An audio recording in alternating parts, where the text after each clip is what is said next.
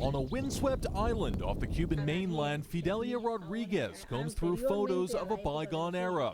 This is the Smith family, an American family that once owned the home she's lived in all her life. I don't feel I'm a stranger to this land here because the state gave me this land. I don't feel like an intruder here because the state gave it to me, and before I had nothing. Raul Cabot also lives in a house once built and owned by Americans. The American, before he died here, gave this house to my grandparents, who lived behind the church. After they died, this house became a family inheritance. At one time, U.S. citizens lived here on the island of Youth.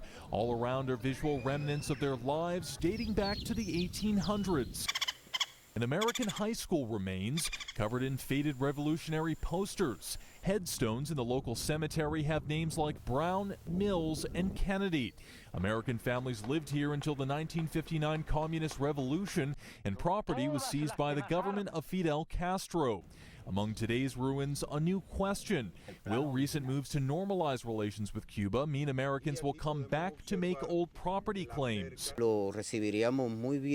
We would receive them very well and welcome any gesture by a citizen, organization, or other group who want to salvage this historical memory. These days, there's about $7 billion worth of Cuban property claimed by Americans. There's several ways Cuba could approach this.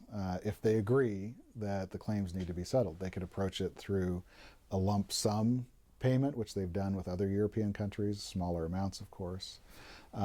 Or they could participate in this dispute settlement mechanism that we set up. Law professor Michael Kelly says Cuba is broke, making any full payouts unlikely.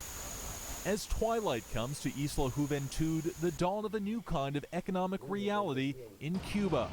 Robert Bumstead, Associated Press.